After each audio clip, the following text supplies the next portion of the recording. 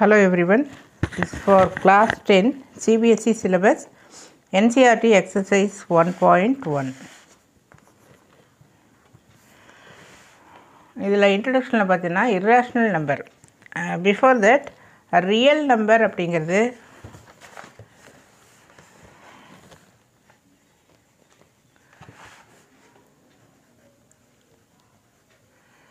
real numbers, it is union of a rational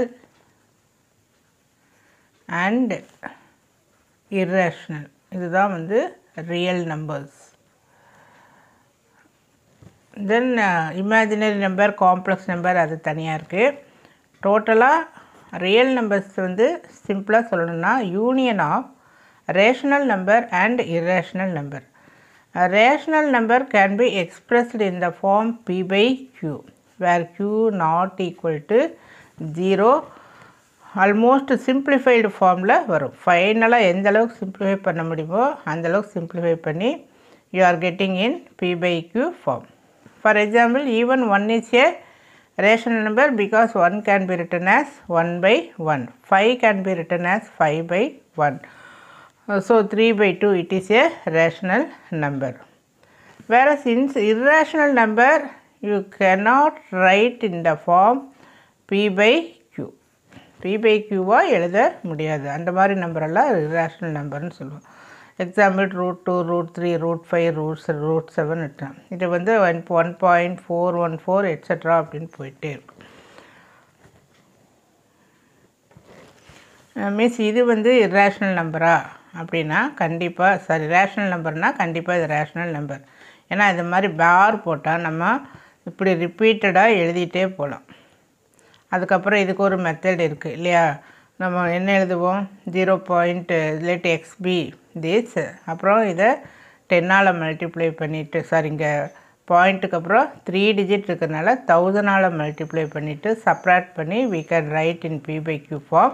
இது வந்து already you have learnt in 9th standard itself.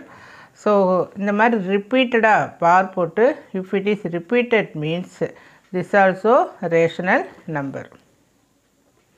இப்போ சம்முக்கு வரலாம். irrational number சொல்லிட்டேன் என்ன அப்படின்னு.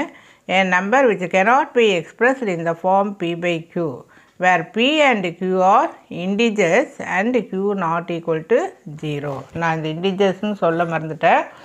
பியும் க்யூவும் இன்டிஜராக இருக்கலாம், positive integer or negative integer.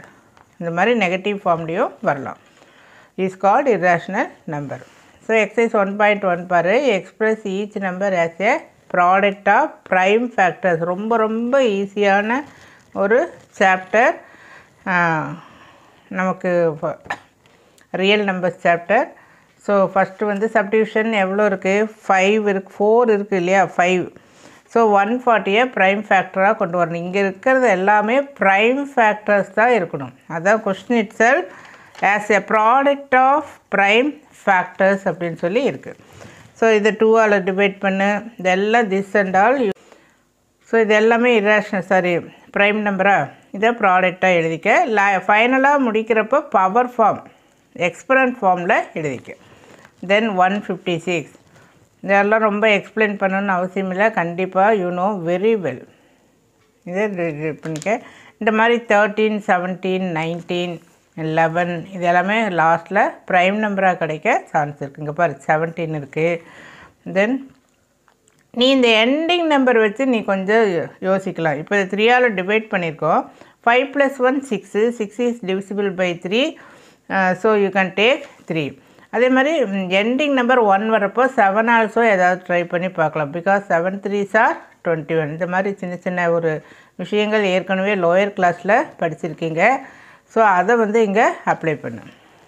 Then 5 ending in 5னா you can take 5 table. Ending in 1 you can take 3 table and 7 table. Then இது பார்த்தீங்கன்னாவே ஈஸியாக தெரியும். 11 1 டைமா, பேலன்ஸ் 3 இருக்குது, 33. ஸோ 13 ப்ரைம் நம்பர், அதோட ஸ்டாப் பண்ணிக்கலாம். ஸோ இது எல்லாமே you are writing in product form. ஃபைனலாக எடுத்து எழுதுகிறப்போ இந்த எக்ஸ்பனன்ட் வர்ற மாதிரி இந்த மாதிரி எழுதிக்கணும். ஸோ இந்த வீடியோ இதோடு ஸ்டாப் பண்ணிக்கலாம். நம்ம இதனுடைய பிடிஎஃப் வந்து டிஸ்கிரிப்ஷன் பாக்ஸில் அதோட லிங்க் இருக்குது. you please share it to your friends. If it is useful, you subscribe my channel. Thank you.